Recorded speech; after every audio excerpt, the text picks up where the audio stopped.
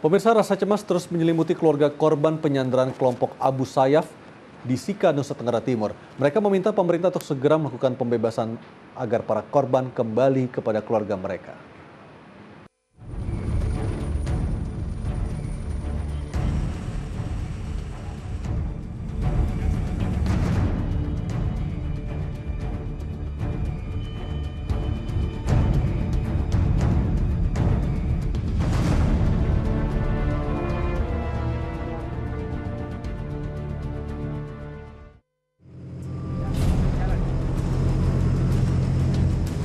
Dalam 3 bulan terakhir, kasus penyanderaan WNI yang diduga dilakukan kelompok Abu Sayyaf di perairan Sabah, Malaysia, dan Filipina Selatan terjadi sebanyak 4 kali.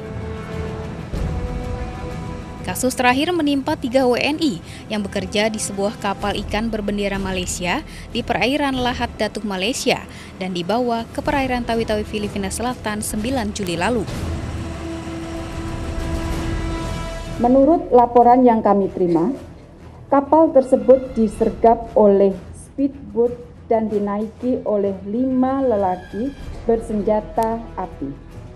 Dari 7 ABK kapal ikan tersebut, 3 diculik dan 4 dibebaskan. ABK yang diculik diketahui seluruhnya adalah warga negara Indonesia. Penculik membawa Sandra ke arah perairan Tawi-Tawi, Filipina Selatan.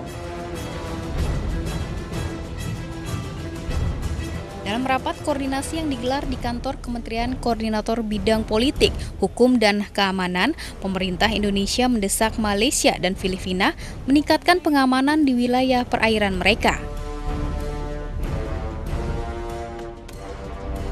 Sementara itu, Panglima TNI Jenderal Gatot Nurmantio menyatakan TNI akan menyiapkan semua kebutuhan sesuai permintaan pemerintah, termasuk untuk pembebasan sandera ataupun patroli bersama.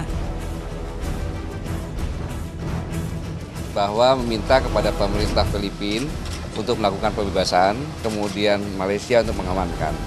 Maka TNI menyiapkan semua kemungkinan-kemungkinan yang akan diminta baik oleh pemerintah Filipina maupun pemerintah Malaysia untuk melakukan pembebasan sandera dan mengamankan lintas laut tersebut. Kementerian Luar Negeri menyatakan, keluarga korban penyanderaan telah berangkat menuju Malaysia untuk bertemu perusahaan tempat ketiga WNI bekerja. Kemenlu juga memastikan ketiga WNI dalam keadaan baik.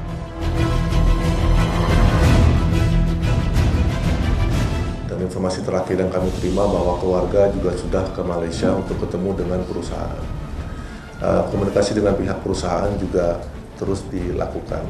Karena intinya para penyandera itu mereka berhubungan pertamanya adalah melalui ABK kepada perusahaan.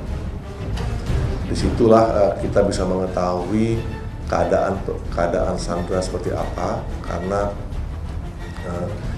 mereka informasinya mau diberikan kepada pihak perusahaan.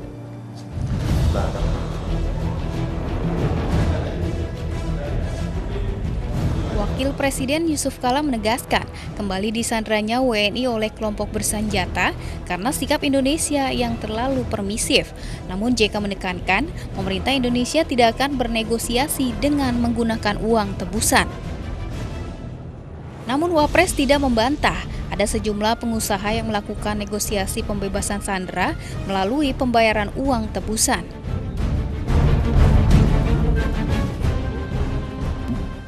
Saya ingin kata pemerintah tidak pernah melakukan negosiasi uang. Pemerintah tidak pernah. Tapi pengusaha-pengusaha itu mungkin saja.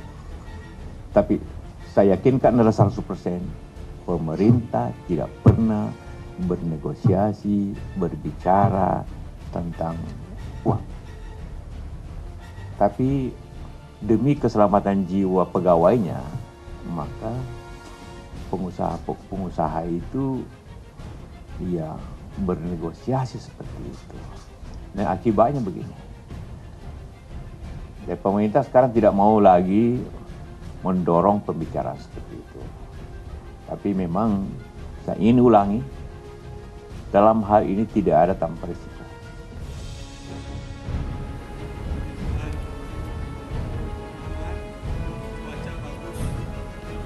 Meski pemerintah telah membantah soal pemberian uang tebusan, pembebasan 10 ABK kapal Takbut Brahma 12 dan Tongkang Anan 12 bulan Mei 2016 lalu disebut-sebut sebagai pemicu mengapa WNI lagi-lagi menjadi sasaran empuk dan ATM berjalan bagi kelompok bersenjata.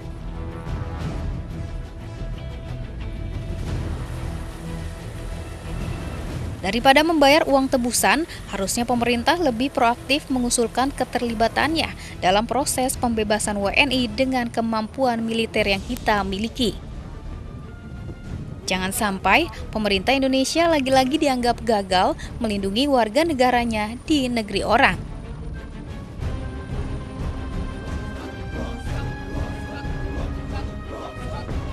Tim Liputan MNC Media memberitakan.